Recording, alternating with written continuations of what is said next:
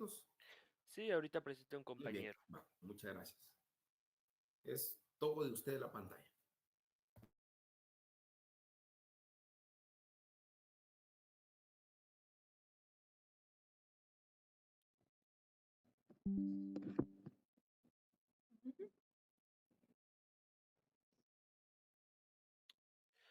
Buenas tardes, compañeros y licenciado. Hoy le he venido a presentar el caso Carpio Nicol y otros contra Guatemala. Como primero vamos a ver los antecedentes seguidamente de los elementos jurídicos de la sentencia y para concluir de las resoluciones de la sentencia. Mi compañera dará a explicar los antecedentes del caso. Buenas tardes. Vamos a hablar sobre los antecedentes. Primero, ¿quién fue el señor Jorge Carpio Nicol? Jorge Carpio Nicol fue un periodista y político muy conocido en Guatemala, con más de 30 años de experiencia en el ámbito periodístico hasta el momento de su muerte.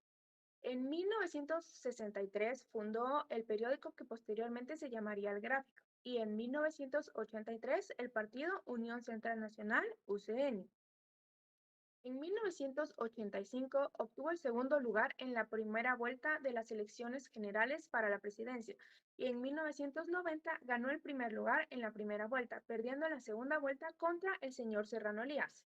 Para ponernos en contexto, entre los años de 1962 y 1996, Guatemala vivió un conflicto armado interno que dejó una gran cantidad de víctimas, en gran parte atribuidas a las patrullas del Estado y a las patrullas de autodefensa civil PAC. Estas patrullas, creadas coercitivamente por el ejército entre los años 80, cometieron violaciones graves a los derechos humanos, incluyendo ejecuciones y desapariciones forzadas, operando bajo la supervisión del ejército. En ese entonces, Guatemala estaba en una transición difícil hacia la democracia desde 1985, marcada por intentos de golpes de Estado, cuando el 25 de mayo de 1993 el presidente Serrano Elías dio un autogolpe, disolviendo el Congreso y otros órganos del Estado y suspendiendo derechos fundamentales. Pero ¿cuál fue el rol que tuvo el señor Carpio Nicol ante el autogolpe del señor Serrano Elías? La edición del Gráfico del 26 de mayo de 1993, en la que el señor Jorge Carpio Nicol expresó una visión crítica respecto del autogolpe del señor Serrano Elías, fue censurada por el Estado. La UCN también condenó el autogolpe y rechazó la ruptura del orden constitucional, lo cual ocasionó que miembros de esta fueran intimidados por la policía y las fuerzas militares.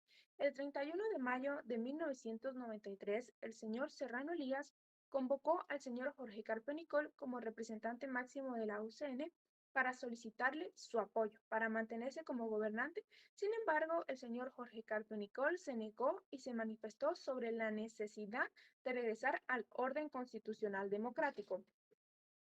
El señor Carpio Nicol, además de oponerse a los sucesivos intentos de usurpar el poder al margen de la Constitución, tanto el señor Serrano Elías como posteriormente el señor Gustavo Espina, y a las intenciones de otorgar amnistía a los autores del autogolpe, desarrolló una estrategia política que permitiera el desarrollo y el regreso a la constitucionalidad democrática. En este sentido, después del autogolpe del señor Serrano Elías, la UCN y el señor Jorge Carpio Nicol promovieron un compromiso político para la normalización de la vida constitucional e institucional, que especificaba los pasos a seguir para reorientar la democracia guatemalteca. Debido a estos sucesos, el 3 de julio de 1993, durante una gira en el departamento de Totonicapán, Huehuetenango y El Quiché, el señor Carpio Nicol y su comitiva, integrada por la señora Marta Rivillaga de Carpio, los señores Juan Vicente Villacorta Fajardo, Cindy Xuan Arrivillaga, Ricardo San Pedro Suárez, Mario Arturo López Arrivillaga, Alejandro Ávila Guzmán y Rigoberto Rivas González, así como el entonces menor de edad Cindy Xuan Díaz, fueron interceptados por más de 15 hombres armados que cubrían sus rostros con pasamontañas. Al identificar al señor Carpio Nicol, los hombres armados le dispararon a quemarropa, ocasionándole heridas graves que posteriormente le provocaron la muerte. Esto ocurrió en el Molino del Tesoro, ubicado en el kilómetro 41 de la ruta a Chichicastenango-El Quiché, cerca de la base militar número 20. En los mismos hechos fueron asesinados el señor Juan Vicente Villacorta Fajardo, quien viajaba en el mismo vehículo que el señor Jorge Carpio Nicol, así como los señores Alejandro Ávila Guzmán y Rigoberto Rivas González, Cindy Schwan Díaz, la señora Marta Arribillaga de Carpio, los señores Sidney Schwan Arribillaga, Mario Arturo López Arribillaga y Ricardo San Pedro Suárez, sobrevivientes de dicho atentado, fueron objeto de tratos crueles debido a la violencia en la que ocurrieron los hechos. Finalmente, el 12 de julio de 1994, la señora Marta Rivillaga, esposa, y Karen Fisher, ex nuera, presentaron la denuncia ante la Comisión Interamericana. Ahora los dejo con mi compañero que nos va a explicar los elementos jurídicos de la sentencia. Como en primer lugar de los elementos jurídicos serían los representantes del caso Jorge Carpio Nicol contra el Estado de Guatemala, en los cuales se encuentra el Centro de Justicia y el Derecho Internacional contra el Estado demandado, que sería Guatemala. La petición o el caso ante la Comisión Internacional ocuparía el número 11.333 y el caso ante la Corte sería en la serie C, número 117. ¿Cuándo inició el proceso de la Comisión ante la Comisión y la Corte Interamericana y el Estado de Guatemala? Fue recibida en la Secretaría de la Comisión el 12 de junio de 1994, presentada por Marta Riviera de Carpio y Karen Fisher, en las oficinas de los derechos humanos del Arzobispado de Guatemala. Un 27 de agosto de 1996, la comisión se puso a disposición de las partes para llegar a una resolución amistosa. Ya el 10 de junio del 2003, la comisión decidió someter el presente caso ante la Corte por tomar por la falta de consideración de la respuesta por parte del Estado. Así, el 13 de junio del 2003, la Comisión Interamericana presentó la demanda ante la Corte. El 17 de noviembre de 2004, la Comisión Interamericana manifestó que había sido informada por los representantes que se habían presentado toda la documentación referente a las pruebas solicitadas. ¿Cuáles son los bienes jurídicos tutelados que veremos en este proceso? Serían el artículo 4 del derecho de la vida, artículo 5, derecho a la integridad personal, artículo 19, derechos del niño, artículo 13, libertad de pensamiento y de expresión, artículo 23, derechos políticos, artículo 25, protección judicial, artículo 8, garantías judiciales. ¿Cuál es la competencia en las partes en el proceso? Guatemala es parte de la Comisión Americana desde el 25 de mayo de 1978. Así también reconoció la competencia contenciosa de la Corte el 9 de marzo de 1987. Por lo tanto, la Corte es competente para reconocer el presente caso, en los términos del artículo 62 y 63.1 de la Convención Interamericana. ¿Cuáles son las bases de la demanda por parte de la Comisión Interamericana? Los artículos 61 de la Convención Americana, que con el fin que la Corte decidiera si el Estado violó los siguientes derechos, que sería el artículo 4, el derecho a la vida, artículo 5, derecho a integridad personal, artículo 8, garantías judiciales, artículo 13, libertad de pensamiento y expresión, artículo 19, derechos del niño, artículo 25, protección judicial referente a la Convención Interamericana, así como los artículos 1.1, obligaciones de respetar los derechos por parte del Estado. También se argumentó que hubo irregularidades que subsiguieron el proceso penal interno, como una falta de investigación y una sanción penal por parte de autores materiales e intelectuales del atentado. Medidas provisionales que se tomaron en el caso. Instancia de los peticionarios y con fundamento de las supuestas amenazas y actos intimidatorios que fueron objeto de las señoras Marta Rillaga de Carpio y Karen Fisher, así como posteriormente por parte de los señores Mario Arturo López Arribillaga, Ángel Isidro Girón Girón y Abraham Méndez García. La comisión solicitó a la Corte Interamericana que se ordenaran medidas provisionarias a favor de tales personas. El procedimiento ante la Corte, como ya lo habíamos visto, fue un 13 de junio del 2003, donde se propuso la demanda, en lo que también durante ese proceso se puso a disposición un juez ad hoc,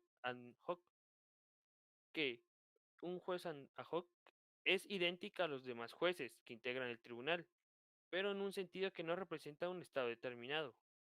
Así, con posterioridad en la conclusión de la primera audiencia pública, la Corte emitió una resolución en la cual resolvió la admisión de responsabilidades internacionales efectuadas por el Estado y continuar las celebraciones de audiencias públicas, así como delimitar su objeto en las reparaciones y costas del proceso. El 17 de noviembre de 2004 ya se había manifestado para que se pudiera solicitar todas las pruebas por parte de la Corte. Las pruebas que se presentaron rigen el principio de contradictorio, en el cual se respeta el derecho de defensa por parte de las partes, siendo el principio uno de los fundamentales del artículo 44 del Reglamento Internacional. Así, las pruebas documentales y pruebas testimoniales. En las pruebas documentales podemos ver los testimonios del señor Alfredo Skinner Chris, ex dirigente del partido Unión de Centro Nacional, como el testimonio de Cindy Swan Díaz, un estudiante en ese momento, y varios testimonios documentales. En las pruebas testimoniales, las más relevantes podemos encontrar tres. El testimonio de la señora Marta Riviga de Carpio, viuda del señor Carpio Nicol, que presenció los hechos de primera mano, así como los testimonios de Karen Fisher, quien obtuvo pruebas extrajudicialmente ya que anteriormente había sido exfiscal del Ministerio Público. Así, los testimonios de Abraham Méndez García, exfiscal del caso Carpio, en la que respuesta en lo que preguntó a sus colegas fiscales en su momento, le que si podían decirle quién o qué de dónde provino dicho atentado, pero sus colegas le comentaron que era mejor que no investigara.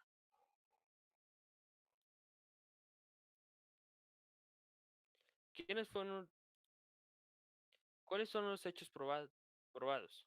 De conformidad con el reconocimiento de responsabilidad realizado por el Estado y el acuerdo de un acervo probatorio del presente caso, fueron en la situación en la sociedad, un conflicto en el conflicto armado interno de Guatemala y las patrullas de autodefensa civil, en donde se presume que fueron las patrullas de autodefensa civil de San Pedro Jocopilas, ya que estos en el momento del atentado tenían relativamente toda la impunidad por parte del Estado, ya que estos realizaban varias violaciones a los derechos humanos.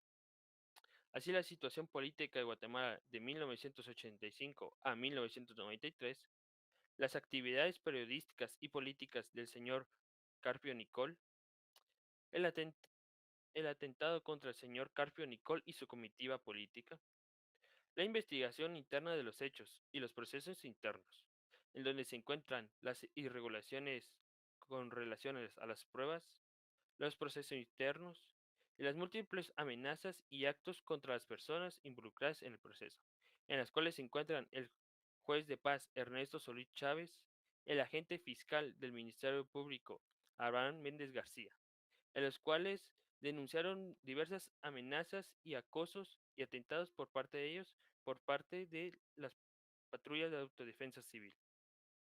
Así también, como un 12 de octubre de 1995, fue asesinado el comisario de policía señor César Augusto Mediano Mateo. Se presume que fue porque había dado la orden de detención de los comandantes y miembros de las patrullas de autodefensa civil, así como de los familiares del señor Carpio Nicol y los familiares de su comitiva, como de los testigos y operadores de justicia que siguieron dicho caso. ¿Quiénes fueron las personas afectadas? Los derechos del niño es en prejuicio del entonces menor de edad Cindy Swan Díaz. En el derecho a la vida, en prejuicio de los señores Jorge Carpio Nicol, Juan Vicente Villacorta Fajardo, Alejandro Ávila Guzmán, Rigoberto Rivas González, y en el derecho a la integridad sería de 26 personas, incluyendo al entonces menor de edad Cindy Swan Díaz, así como las garantías judiciales de Cindy Swan Díaz, como las 25 personas más, y la libertad. Y en relación al artículo 13.1, 13.2 y 13.3 de la libertad de pensamiento y expresión, en prejuicio del señor Carpio Nicol, como también de los artículos 23.1 literales A, B y C de los derechos políticos en prejuicio también del señor Carpio Nicol. Mi compañera presentará las resoluciones del caso.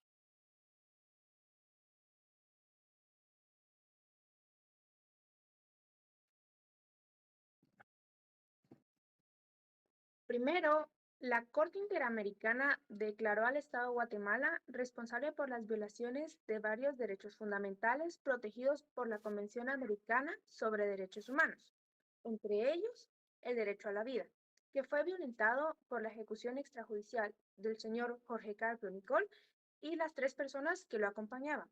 Además, el derecho a la integridad personal, que también les fue vulnerado, ya que estas víctimas sufrieron tanto físico como psicológicamente antes de morir.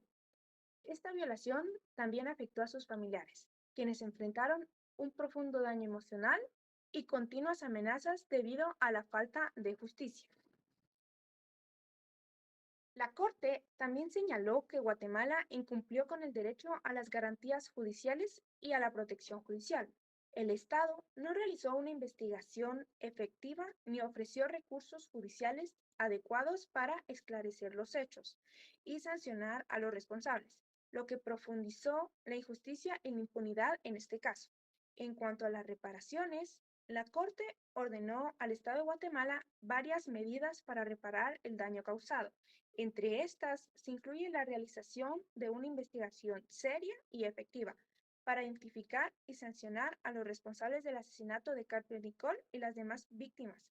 Asimismo, se ordenó el pago de la indemnización a los familiares por los daños sufridos, tanto materiales como inmateriales. La Corte también estableció medidas de satisfacción, como actos públicos de reconocimiento de responsabilidad y disculpas, y la publicación de la sentencia en medios nacionales. Además, Guatemala fue instada a implementar garantías de no repetición, incluyendo reformas legislativas y de políticas públicas para fortalecer la protección de los derechos humanos y asegurar la efectividad de las investigaciones judiciales. Finalmente, la Corte ordenó al Estado de Guatemala pagar las costas y gastos incurridos por los familiares de las víctimas y sus representantes legales durante el proceso ante la Corte.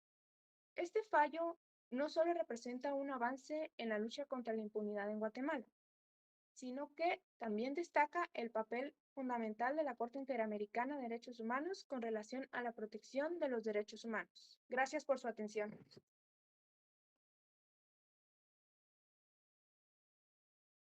Muy bien, compañeritos. Solo una pequeña observación. Juez ad hoc, es juez ad hoc. Y el juez ad hoc efectivamente está dentro del contexto de la Corte Interamericana de Derechos Humanos. A veces es discutible, pero es colocar un juez de la nacionalidad del Estado en el cual se está juzgando, simplemente para asesorar a los jueces titulares. Pero es muy discutible porque se supone que se habla de tema de derechos fundamentales, de derechos humanos, y que quiera que no, se tiene que ver en términos de la tutela judicial efectiva, si ese fuese el tema.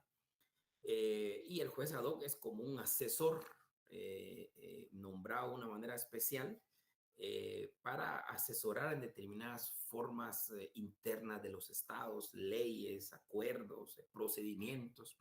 Para eso es el tema del juez ad hoc. Y entrando al caso de Carpio Nicol, pues es un caso, como ustedes ya lo saben, muchos de ustedes, yo me he dado cuenta personalmente, son compañeritos muy jóvenes. Quizás la mayoría es después del 2000, sí, quizás hasta de 2005 puede haber aquí, o 2010, no sé, pero son muy jovencitos, no se acuerdan de Carpio Nicol, Jorge Carpio Nicol. Él fue en política, en los máximos exponentes de política nacional, como ya lo dijeron perfectamente los compañeros, quedó en segunda vuelta para la elección de Vinicio Cerezo. También quedó segunda vuelta para la elección de Serrano Lías. O sea, imagínense qué nivel de político era.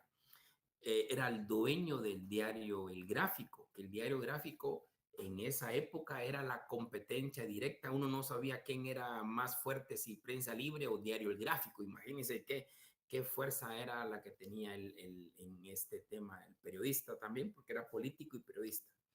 Y sí fue impactante el asesinato y por eso llegaron a la Corte Interamericana de Derechos Humanos en búsqueda de justicia y ahí está pendiente todavía. Esos son los casos que miramos, que es por falta de, no por falta, sino por una gran negligencia por parte del sistema de justicia para llegarle a la justicia a las personas que requieren la misma. Muy bien, compañeritos, una preguntita a don Cristian. Aquí tenemos 4. ¿Los 4 trabajaron? Sí, licenciado. Perfecto. Muy bien. Excelente. Vamos al siguiente caso, por favor. El de caso Fermín. Estos dos están buenísimos. Caso Fermín y caso Rascacó. ¿Qué es lo que quisiera que pusieran mucha atención a estos? Son casos penales. Y ojo, aquí es la esencia de la pena de muerte. ¿Hasta qué punto la pena de muerte funciona o no funciona? Y estos casos fueron los que marcaron, no es que funcione, sino si es aplicable o no aplicable en Guatemala. A pesar que tenemos el artículo 18 constitucional, pero aquí está caso Fermín y caso Rascacó, y qué bueno que nos toca el mismo día. Bien, pero qué excelente ¿cómo se llama? Es la parte de atrás. Genial. Bien, ya no los interrumpo, perdonen.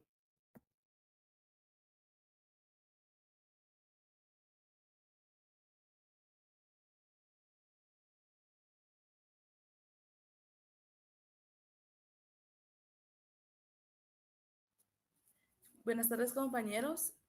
Para mí es un gusto estar aquí. Buenas tardes, licenciado. Nosotros les vamos a hablar sobre el caso de Fermín Ramírez versus Guatemala. Ahorita les voy a hablar de los antecedentes del caso durante que fue enjuiciado acá en el estado de Guatemala.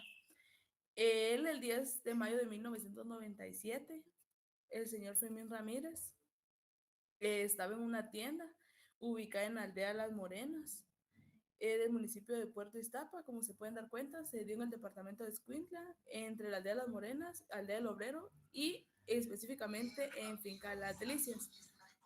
El sujeto señalado es el señor Fermín Ramírez. La víctima es la niña Grindy Jazmín Franco, de 12 años. El delito inicial es de violación calificada y los factores decisivos que se dieron durante el juicio es muerte por estrangulamiento y premeditación. Fue sentenciado finalmente por asesinato. Como les contaba, el 10 de mayo de 1997, el señor Fermín Ramírez le pidió a la niña Jazmín Franco que fuera a hacer un mandado y él le iba a pagar la cantidad de 20 quetzales, y la niña se dirigió a hacer el mandado que le había solicitado al señor Fermín. Él luego le da alcance a la niña y la sube a la bicicleta que él conducía, circulando de sur a norte sobre una calle de terracería, y él justo en la finca Las Delicias bajó a la menor de la bicicleta y con lujo de fuerza abusó sexualmente de ella. Empleó tanta violencia que le produjo la muerte por estrangulamiento. Todo esto ocurrió a la orilla de la calle de terracería, sobre la hierba, a un lado de un quinel. Un quinel es una zanja por donde circula agua, es de tierra, ¿verdad? Luego de cometer el hecho, el señor se quita el pantalón que vestía a la hora del atentado y se procede a poner una pantaloneta. Procedió a arrastrar el cuerpo de la víctima, ya que esto se había dado en la hierba. Procedió a arrastrar el cuerpo de la víctima hacia el quinel, donde le pone lodo encima y un tronco que se encontraba en el lugar, con el propósito de ocultar el cuerpo de la víctima, y luego se baña en el quinel y se retiró rápidamente del lugar y volvió a regresar a la aldea Las Morenas, en donde él vivía. Fue detenido por un grupo de vecinos, quienes lo entregaron a la Policía Nacional Civil el 1 de agosto de 1997. El Ministerio Público hace una solicitud de apertura de juicio al señor Fermín y lo acusó por el delito de violación calificada. Luego el Ministerio Público hizo el cambio de calificación jurídica a asesinato, porque según estudios forenses que se le hicieron a la niña, la violación pudo haber sido después de fallecida la víctima, por lo que se estaba convirtiendo en una necrofilia. El 6 de marzo de 1998, el señor Fermín fue condenado a pena de muerte. Sus representantes interpusieron todos los recursos ordinarios y extraordinarios necesarios, incluyendo el recurso de gracia, el cual fue publicado en el Diario Centroamérica. Sin embargo, todos fueron declarados sin lugar. Los representantes alegaban que la pena que le pusieron al señor Fermín fue basada en presunciones y pruebas indirectas que violaban el artículo 18 de la Constitución, el cual nos habla de la pena de muerte, que dice que la pena de muerte no puede ser basada en presunciones. Además, los representantes alegaban que el tribunal no le hizo saber al imputado el cambio de delito y no se le permitió ofrecer pruebas nuevas o declaraciones, violando el debido proceso y el derecho de defensa. El Ministerio Público solicitó la pena de muerte cuando ya había precluido la oportunidad de solicitarla. Finalmente, el 9 de junio del 2000, la denuncia fue puesta por el Instituto de la Defensa Pública Penal, recibida por la Secretaría de la Comisión.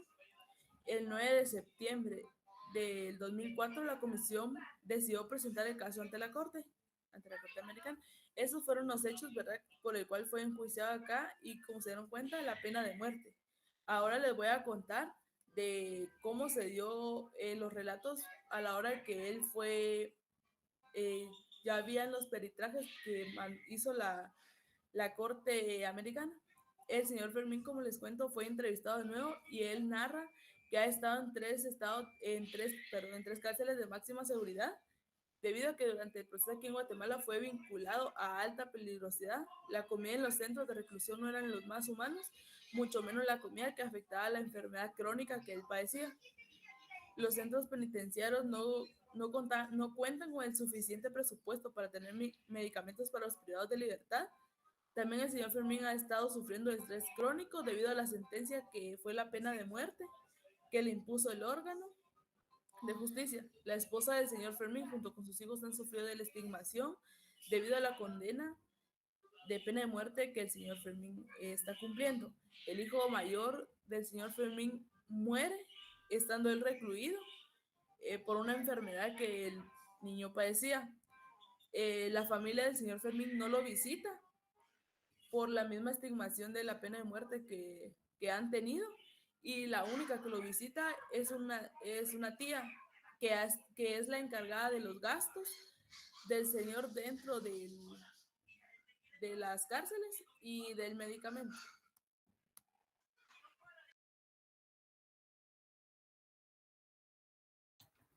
Muy bien, ahora vamos a analizar lo que fueron los elementos jurídicos. Cabe aclarar que los artículos aquí mencionados pertenecen a la Convención Americana de los Derechos Humanos y las violaciones cometidas fueron realizadas por el Estado a través de su organismo judicial. Tenemos una violación al artículo 8 y 8.1. Los alegatos por parte de la Comisión es que regula el debido proceso y recordaron que es fundamental para un Estado de Derecho como lo es Guatemala que se respete el ejercicio de la defensa en todos sus aspectos.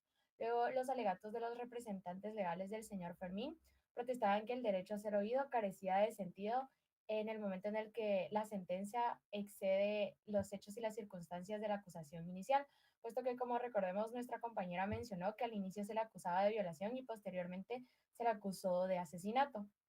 Además, no se le dio el conocimiento previo y detallado de la nueva acusación. Se da una violación al artículo 8.2 del respecto al proceso penal seguido y las garantías judiciales.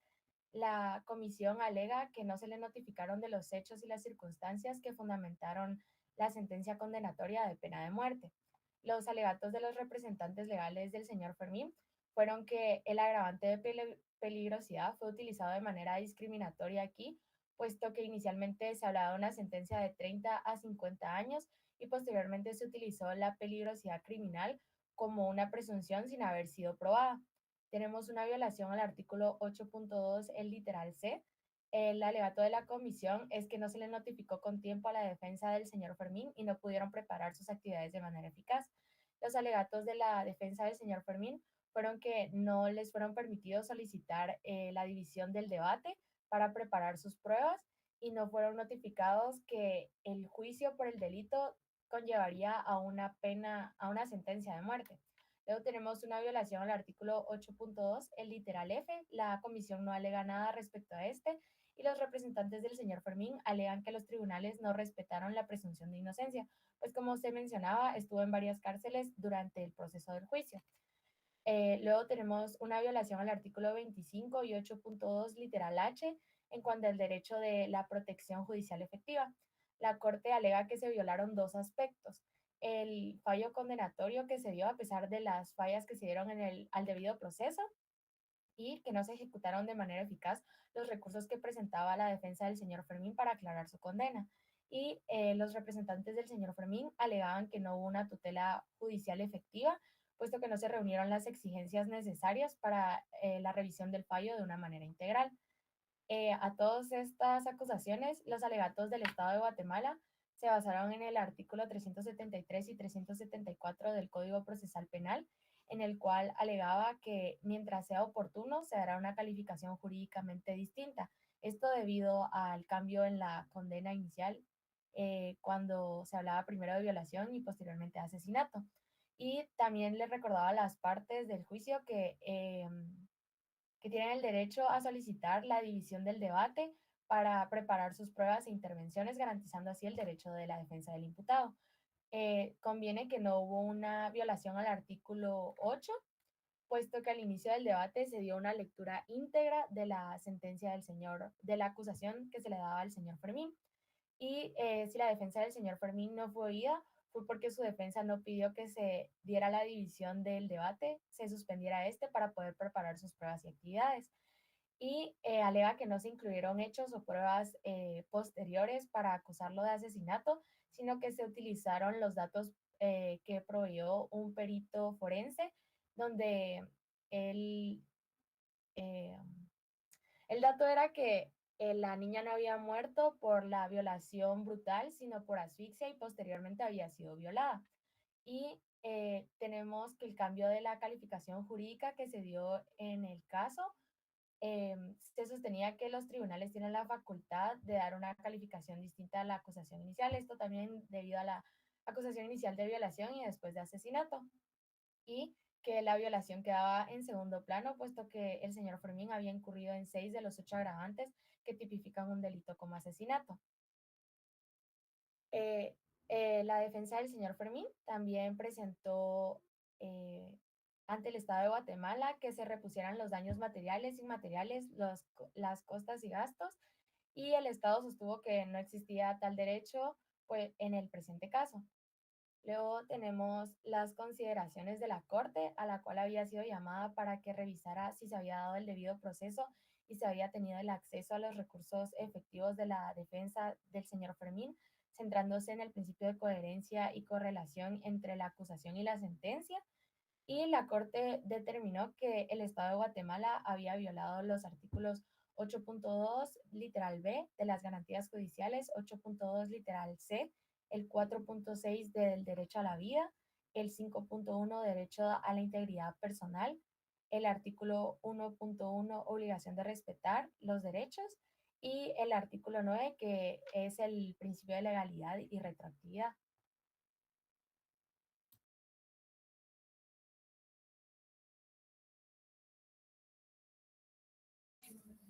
¿Qué resolvió la Corte? El 20 de junio del 2005, la Corte resolvió que la sentencia de fondos y de reparaciones y costas constituye por sí una sola reparación, o sea que se dará en un solo juicio, que también se debe realizar un nuevo enjuiciamiento en contra del señor Fermín Ramírez para que se cumpla con las exigencias del debido proceso en caso que se le impute la comisión del delito de asesinato.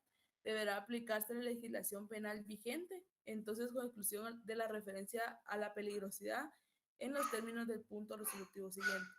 Debe abstenerse de aplicar la parte del artículo 132 del Código Penal de Guatemala, que habla del asesinato, en la parte que se refiere a la peligrosidad del agente, y modificar dicha disposición dentro de un plazo razonable, adecuando a la Convención Americana, de manera que ésta garantice el respeto al principio de legalidad. El Estado debe abstenerse de ejecutar al señor Fermín por cualquiera que sea el resultado del nuevo juicio, se debe adoptar las medidas legislativas y administrativas necesarias para que todas las personas condenadas a pena de muerte tengan el derecho a solicitar un indulto. ¿Qué es un indulto? Es una medida alternativa de la pena. El Estado debe darle al señor Fermín Ramírez un tratamiento adecuado, incluida la provisión de medicamento para la enfermedad crónica que él sufría. También que el Estado debe adoptar medidas necesarias para que las condiciones en las cárceles se adecúen a las normas internacionales de los derechos humanos.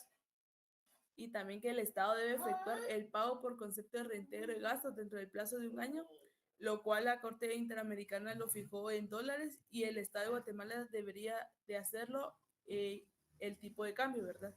Y que las medidas provisionales serán reemplazadas por las que se ordenen la sentencia de fondo, reparaciones y costas.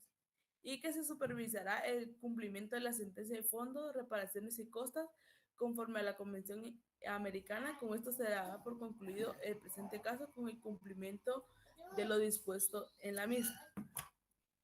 Como conclusión, pues se puede decir que lo que le sucedió al señor Fermín Ramírez es que los privados de libertad pasan a diario muchas carencias y pues lo que se pidió acá con el señor Fermín Ramírez fuera que se le restituyeran los derechos al señor Ramírez, ¿verdad? Que fue el derecho de igualdad, el del debido proceso y el de legalidad. Y eso fue todo por nuestra presentación del día de hoy. Muchas gracias por su atención. Muy bien, felicitaciones, compañeritas. Yo miro que hay 4 en el grupo, ¿verdad? ¿Participaron las 4? Sí, así es, licenciado. Sí, licenciado. Ok, perfecto. Hay un tema aquí sobre el caso Fermín, por eso siempre he mencionado tanto el caso Fermín por 2 cosas. Primero, por la congruencia. Esto ustedes lo van a saber más en procesal penal, que la acusación, los hechos de la acusación deben ser los mismos que los hechos expuestos en la sentencia. Y no es lo mismo matar y violar que violar y matar. No es lo mismo. Y eso es lo que hace hincapié la sentencia. También muy importante, y ahí viene relacionado a la pena de muerte, que el artículo 132 del Código Penal nos habla de que se podrá imponer la pena de muerte cuando se revelara en mayor peligrosidad de la gente. Ese tema de mayor peligrosidad es lo que resaltó mucho esta Corte Interamericana. Y ahí, a partir de ahí, usted tiene que borrar todo este tema de mayor peligrosidad de la gente. La única condición para imponer la pena de muerte en asesinato, en parricidio, en magnicidio es esa, mayor peligrosidad de la gente. Si se determinare mayor peligrosidad de la gente, entonces se le aplica la pena de muerte. Ahora, ¿quién determina la mayor peligrosidad de la gente? ¿Cómo se determina que el fulano es peligroso y que esa peligrosidad nos garantiza casi que va a cometer otro delito? ¿Quién? Es lo que la Corte Interamericana establece y dice, no, aquí. ¿Y saben quién fue la que determinó que Fermín Ramírez era peligroso? Una trabajadora social que nunca lo atendió a él, sino que solo fue a hacer una visita al lugar donde está Fermín y la gente le decía, él es peligroso. Solo por eso determinaron que era peligroso y como consecuencia se le estableció la pena de muerte.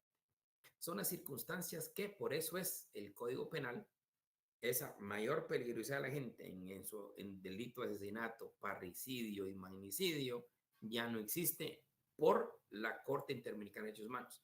Años después, creo que en el 2016, la misma Corte de Constitucionalidad, retomando lo que dijo anteriormente la Corte Interamericana, declara que aplicar la pena de muerte es inconstitucional. Por eso es que aunque ustedes miren políticos decir que van a aplicar la pena de muerte, jóvenes, ya no se puede, ni por la Corte Interamericana, ni por la Corte de Constitucionalidad. Perfecto.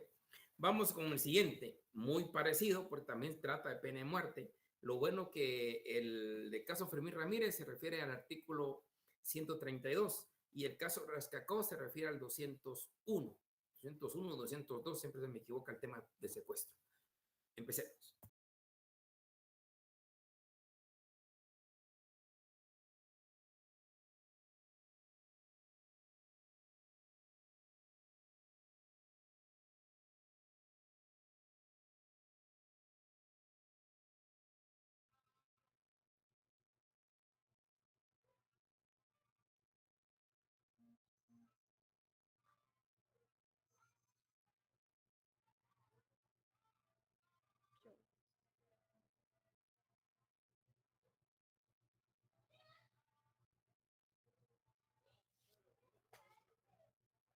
Ante todo, buenas tardes. Si los fines que busca el Estado son disuadir a otros delincuentes de cometer hechos delictivos, este fin no se produce. De tal manera que yo jamás podría estar de acuerdo con la pena capital, en virtud que lo que se busca con la política criminal es algo que beneficia a la sociedad. Estas son palabras del ex juez Gustavo Gaitán. Buenas tardes. Nuestro grupo es el número 8. Nuestro caso es Raxcacó versus Guatemala. Y hablaremos un poco sobre los antecedentes, iniciando por los datos del caso. Víctima: Ronald Ernesto Raxcacó Reyes fue condenado a la pena de muerte a los 24 años de edad. Sus representantes por el Centro de la Justicia y el Derecho Internacional, Instituto de Estudios Comparados de Ciencias Penales de Guatemala e Instituto de Defensa Pública Penal. El caso se refiere a la responsabilidad internacional del Estado por la imposición de la pena de muerte del señor Raxcacó Reyes sin un debido proceso, así por las condiciones de detención en las que se encontró. ¿Qué competencia tiene la Convención y la Corte en Guatemala? Guatemala ratificó la Convención Americana el 25 de mayo de 1978 y reconoció la competencia contenciosa desde la Corte el 9 de marzo de 1987. Los hechos del presente caso iniciaron el 5 de agosto de 1997. El niño Pedro de León fue secuestrado. Los secuestradores exigieron al padre del niño el pago de 1 millón de quetzales por su liberación, seguido del 6 de agosto del mismo año. El niño fue localizado y liberado ileso. Durante un operativo fueron capturados los participantes de la comisión del delito, entre ellos el señor Raxcacó, y fue puesto a disposición del juez segundo de paz penal del municipio de Misco. El 14 de mayo de 1999 se condena de pena de muerte al señor Raxcacó. Los recursos representados por el señor Raxcacó fueron declarados inadmisibles o improcedentes. Las condiciones en las que se le privan de la libertad al señor Raxcacó son inhumanas y el trato no era el mejor. Después de presentar recursos a su defensa e incluso un indulto que no surtieron efecto, el señor Raxcacó acude a la Comisión Interamericana de los Derechos Humanos e inicia todo un proceso. El procedimiento ante la Comisión Interamericana de los Derechos Humanos inició el 28 de enero del 2002, presentando la petición a fin de que la Corte decidiera si el Estado incumplió sus obligaciones internacionales. Seguido del 9 de octubre del 2002, se proporciona el informe de admisibilidad y el 8 de octubre del 2003 se provee el informe a fondo. Proseguido del procedimiento ante la Corte Interamericana de los Derechos Humanos, el 18 de septiembre del 2004 emitió la remisión del caso ante la Corte Interamericana, pepitorio de la Comisión y de los representantes de las víctimas, y la audiencia ante la Corte. El 9 de mayo del 2008 se le otorgan las medidas provisionales. Pero, ¿cuáles eran estas medidas provisionales? La Corte emitió una resolución con la solicitud de medidas provisionales citadas por la Comisión, en la que resolvió: 1. Requerir al Estado que adopte las medidas necesarias para proteger la vida de Ronald Ernesto Raxcacó Reyes, con el fin de no obstaculizar el trámite en su caso ante el Sistema Interamericano de Protección de Derechos Humanos. 2. Requerir al Estado que informe a la Corte Interamericana de Derechos Humanos de la notificación de la resolución sobre las providencias que haya adoptado en el cumplimiento de esta. 3. Requerir al representante de Raxcacó que presente sus observaciones al informe del Estado y a la Comisión. 4. Requerir al Estado que continúe informando a la Corte Interamericana. Ahora continuamos con la prueba documental, seguida de la declaración del señor Ernesto Raxcacó Reyes, privado de su libertad desde 1997 y fue sentenciado a la pena capital en 1999. Estuvo detenido en los sectores 1 y 2 del Centro de Detenciones Preventiva de la Zona 18. En junio del año 2000 fue trasladado al sector 11 del mismo. Al ingresar, fue despojado de sus pertenencias, vestimentas y fue sometido a registro. Los primeros días en este lugar estuvo pidiendo ropa, chamarras a las autoridades competentes y éstas se negaban a entregarle ropa, por lo cual tuvo que solicitar la intervención de la Procuraduría General de los Derechos Humanos.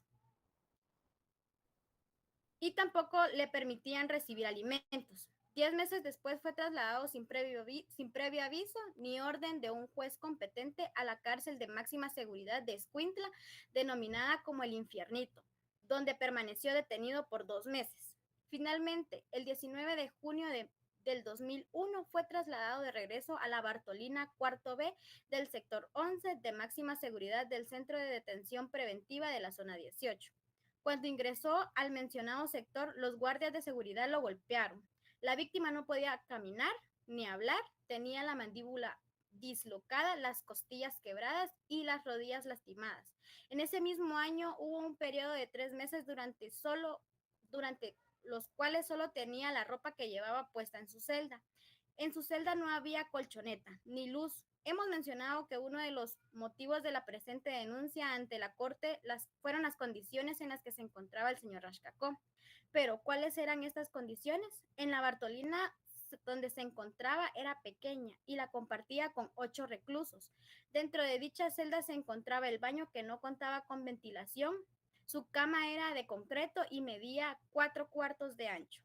Detrás de la celda hay un patio de 3 por 3 metros aproximadamente, donde está la pila de un lavadero y un depósito de agua. La luz que recibía era a través de un agujero. Su alimentación dependía de lo que recibía de su familia y lo que consiguiera a través de un compañero, ya que la comida que proporciona el sistema penitenciario no es saludable. Para los reclusos muchas veces está descompuesta y es de muy mala calidad. En cuanto a los daños, según expertos, sus daños fueron psicológicos y el estado mental del señor Rashkakov. El perito señaló que el encierro le había provocado un malestar psicológico intenso. La constante negación de oportunidades para estudiar o trabajar lo hace sentir discriminado, triste y desesperado. La limitación de la atención médica que agravó su padecimiento. Concluye que sufre estrés postraumático por estar sometido a condiciones de detención descritas de estrés postraumático. Ahora continúa mi compañera Melanie. Los hechos probados. Cuando Guatemala depositó el instrumento de ratificación de la Convención Americana, se encontraba vigente el Derecho Legislativo 1773 del Código Penal o artículo 201 consagrado en la pena de muerte como sanción para el delito de plagio-secuestro. Cuando falleciera la persona secuestrada, la misma conducta típica, sin ser resultada de muerte, era funcionada como pena privativa de la libertad de 8 a 15 años, todo en el momento en que la Convención Americana sobre Derechos Humanos vinculó normativamente al Estado de Guatemala. La tipificación del plagio-secuestro. Es de suma importancia reconocer que un delito plagio más muerte de víctima es un delito distinto. La número 1 es plagio simple. En el primero se perfila la protección del bien jurídico superior, la vida, y en el segundo es la libertad individual. Y luego surgieron distintas reformas. Este artículo en 1994 por Decreto Legislativo 3894. Se comenzó a contemplar la pena de 25 a 30 años de prisión y pena de muerte en 2 situaciones. Número 1, sobre edades, y la número 2, sobre elecciones. En 1995, por Decreto Legislativo 1495, que sancionaba a todo culpable del delito de secuestro con pena de muerte. Esta está reformada, prescribe la pena de muerte como única sanción aplicable a los autores materiales o intelectuales del delito de secuestro del proceso penal y la condena o muerte del señor Rashkakov Reyes. El proceso penal. Los hechos del presente caso se iniciaron el 5 de agosto del 97, cuando el niño Pedro Alberto Wu fue secuestrado por 3 hombres armados. Los secuestradores exigieron 1 millón de quetzales por su liberación y al siguiente día fue localizado y liberado ileso. Durante el operativo en cuestión, fueron capturados los participantes de la comisión del delito. Entre estos se encontraba el señor Rashkakov Reyes y su esposa Olga Vicente. Estos fueron puestos a disposición del juez de segunda de paz penal del municipio de Misco. Seguidamente, el fiscal del Ministerio Público formuló acusaciones en contra de estas dos personas por la comisión de plagio secuestro tipificado por el artículo 201 del Código Penal. El 14 de mayo de 1999, el Tribunal Sexto de Sentencia Penal, Narcoactividad y Delitos contra el Ambiente de Guatemala dictó sentencia condenatoria en contra del señor Rascacó y del otro imputado por ser responsables del delito de plagio secuestro en grado de autores directos. La señora Ogla Vicente fue condenada a 20 años de prisión por su participación en el hecho en grado de cómplice. El señor Rascacó Reyes interpone recurso de declaración en contra de la sentencia dictada por la Sala Cuarta de la Corte de Apelaciones. Este alegó que la Corte de Apelaciones desconoció los artículos 3, 19 y 46 de la Constitución Política de Guatemala y el artículo 4.2 de la Convención Americana, al extender y aplicar la pena de muerte a delitos para los cuales la ley no había previsto al momento en que Guatemala ratificó el referido instrumento. El 20 de julio del 2000, la Cámara Penal de la Corte Suprema de Justicia declaró improcedentes los recursos de casación interpuestos el 25 de agosto del 2000. El señor Rascacó interpuso una acción de amparo contra el referido fallo de la Corte Suprema, el cual fue rechazado en una instancia única por la Corte de Constitucionalidad el 28 de junio del 2001. Petición de indulto y clemencia ante las autoridades internas. El señor Rascacó procede a solicitar un indulto el 19 de mayo de 2004 ante el Ministerio de Gobernación. Este no se tramita porque el 1 de junio del 2000 al Congreso de Guatemala derogó el decreto 159 del año 1892, el cual contemplaba la facultad del Ejecutivo para conceder indulto, conmutación en la pena y reglamentaba el procedimiento para hacer efectivo tal derecho. Las condiciones carcelarias de las personas condenadas a muerte en Guatemala. El señor Rascacó en particular ya se mencionaba en las anteriores pruebas documental, pero aquí les amplío un poco más. El señor Rascacó se quejaba de afecciones que le produjeron la espera de la ejecución de su sentencia, como lo son depresión, ansiedad, dificultades respiratorias, dolor en el pecho, úlcera y gastritis. Sin embargo, no recibía el tratamiento médico adecuado ni medicamentos de ningún tipo. Las visitas de los familiares del señor Rascacó se limitaban a 2 horas semanales hasta el 2005. Las visitas se realizaban a través de una malla que impedía el contacto físico. Dentro de este régimen de visitas, el señor Rascacó Reyes ha podido ver a su hijo. Las violaciones de los artículos de la Convención Americana son que la Corte declaró que se violó el perjuicio del señor Rascacó Reyes los derechos consagrados en el artículo 4.1, 4.2 y 4.6. Artículo 4.1. Toda persona tiene derecho a que se respete su vida, nadie puede ser privado de la vida arbitrariamente. Artículo 4.2. En los países que no han abolido la pena de muerte, esta solo podrá imponerse por delitos más graves. Artículo 4.6. Toda persona condenada a muerte tiene derecho a solicitar la amnistía, el indulto o la conmutación de la pena. El Estado violó en perjuicio del señor Rascacó Reyes el derecho a la integridad personal consagrada en el artículo 5.1 y 5.2. Artículo 5.1. Toda persona tiene derecho a que se respete la integridad física, psíquica y moral. Artículo 5.2. Nadie debe ser sometido a torturas ni a penas o tratos crueles e inhumanos o degradantes. Todo esto con relación a los artículos 1 y 2. Artículo 1.1. Los estados parten en esta convención se comprometen a respetar los derechos y libertades reconocidas en ellas. Artículo 1.2. Para los efectos de esta convención, persona es toda ser humano. Artículo 2. Los estados partes se comprenden a adoptar con arreglo sus procedimientos constitucionales y a las disposiciones de esta convención. El artículo 25 de la protección judicial nos ha demostrado que el Estado violó en perjuicio del señor Rascacó Reyes.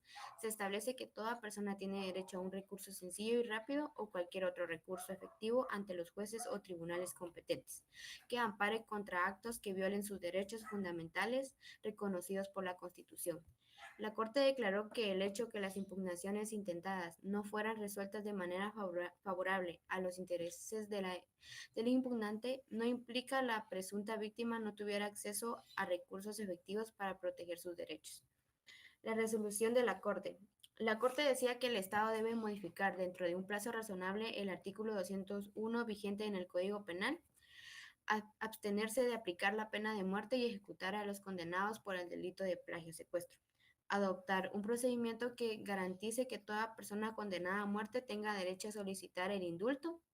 Dejar sin efecto las penas impuestas por el señor Rashkakov en la sentencia del Tribunal Sexto de la Sentencia Penal, Narcoactividad y Delitos contra el Ambiente dentro de un plazo razonable. Adoptar las medidas necesarias para que las condiciones de las cárceles se adecúen a estándares internacionales. Proveer al señor Rashkakov sin cargo alguno un adecuado tratamiento médico y psicológico, incluida la provisión de medicamentos. Adoptar las medidas necesarias para posibilitar que el señor Rashkakov reciba visitas de su esposa. Adoptar las medidas adecuadas laborales o de cualquier otra índole necesario para que el señor Rashkakov Reyes pueda integrarse a la sociedad. Publicarlo en el diario oficial, el capítulo de hechos probados.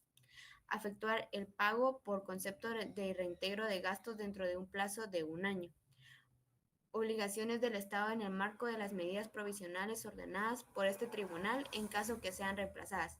Supervisar el cumplimiento entero de esta sentencia en ejercicio de sus atribuciones y cumplimiento de sus deberes en la Comisión Americana.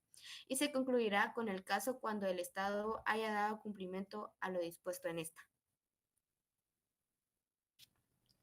Actualizaciones posteriores a la sentencia.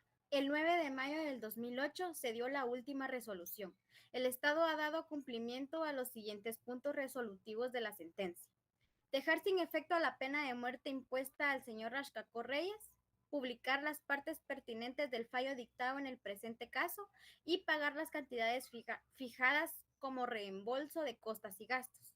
Se sigue pretendiendo que el cambio del artículo 201 del Código Penal, que en la actualidad está tachada en la parte de la pena de muerte con un fundamento que fue declarado inconstitucional, según el expediente de la Corte de Constitucionalidad publicado el 6 de noviembre del 2017. Muchas gracias por su atención. Muy bien, compañeritas. Los 4 trabajaron, ¿verdad? Sí, licenciado. Ok. Pues esta sentencia, al igual que la anterior, tiene mucho que ver o son esenciales para la pena de muerte, para ya no aplicar la pena de muerte. Con esto se cierra porque si el asesinato, parricidio y magnicidio ya no se podía aplicar la pena de muerte por la sentencia de la Corte Interamericana de Derechos Humanos, pero aún faltaba la del secuestro, porque secuestro ahí está. Miremos ¿qué artículo 201 me parece del secuestro? Ahí está, la pena de muerte. Ahora, las demás penas de muerte son inaplicables por el artículo 4 del Pacto de San José, porque el Pacto de San José señala que a partir del año 78 ya no se podrán establecer más penas de muerte. Ahí quitamos la ejecución extrajudicial, la desaparición forzada, el tema de la muerte por drogas. Esas prácticamente están anuladas por artículo 4 del artículo 78. Pero ¿qué pasa con estas penas que estaban antes del 78? ¿Por qué 78? Porque a partir del 78 surgió la Convención Americana de Derechos Humanos. Donde ya no se metía la Convención Americana fue en los delitos establecidos antes de ese año 78. Y por eso es importante el tema de Rashkakov también, porque con eso ya no tenemos más penas de muerte. Y una cosa curiosa, no lo quería decir, nunca lo he dicho, pero sabrán ustedes, el día 14 de septiembre del 99, imagínense, o sea, estamos hablando de 25 años exactamente. Yo participé en ese caso. No sé si logran ver ahí. Ahí está Rashkakov. Rashkakov es esta persona, es él. Rashkakov, yo defendí a la esposa, a Olga Vicente. Y por él, no es por mí, pues, sino que se logró, no sé si lo logran ver ahí, se logró, yo estoy aquí, el jovencito, el de en medio, puro jovencito, estaba yo en todavía en pañales, creo, 25 años, no, 24 años tenía. Entonces, pero lo interesante es que Rascacó es él, Olga Vicente, la de en medio, y su servidor es el que está aquí en medio, jovencito, 24 años. Entonces, me llama la atención, yo nunca lo había hecho, pero hace poco, precisamente hace como unos 6 meses, me mandaron este recorte de prensa. Imagínense, es del 14 de septiembre del 99. Y efectivamente este grupo de secuestradores, aquí dice, la Sala Décima de la Corte de Apelaciones ratificó ayer la sentencia de pena de muerte en contra de los secuestradores tal, Rascacó,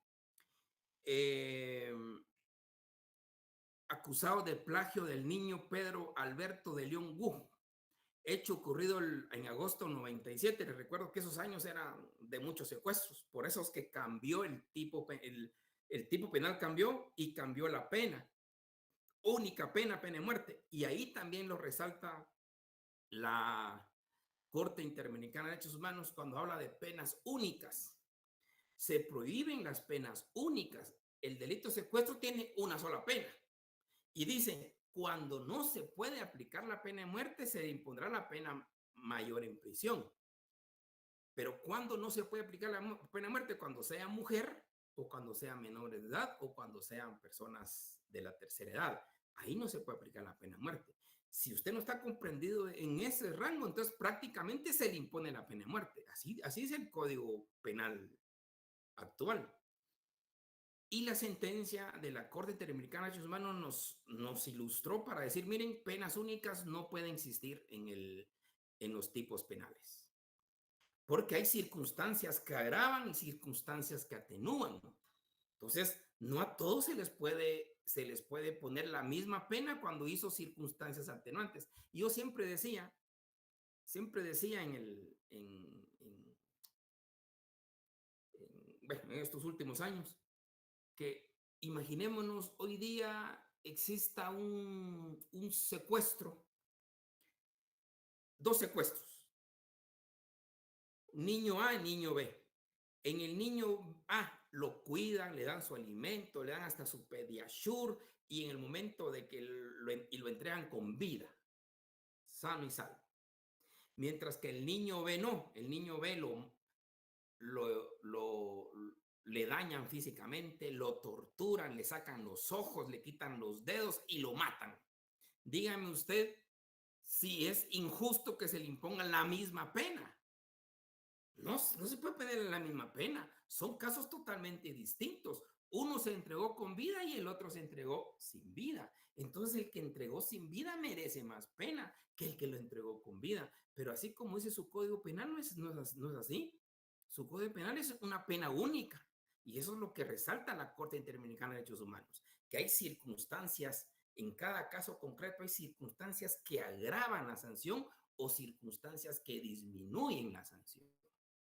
Nuestra sentencia es bien interesante, lastimosamente, pues hablamos prácticamente 15 minutos y no podemos más, pero se los quería compartir porque ya entre uno de más edad tiene, se vuelve más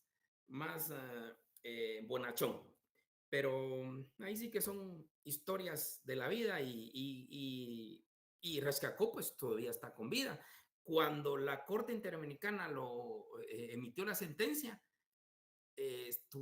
tuvo que hacerle otro juicio, otro juicio, no me recuerdo si tuvo que hacer otro juicio, creo que no, pero no se le impuso, no se le ejecutó con pena de muerte. Bueno, pues jovenazos, eso quería compartirles. Perfecto, gracias, grupo número 8. Entonces nos miramos al grupo número 9. Nos vamos a ver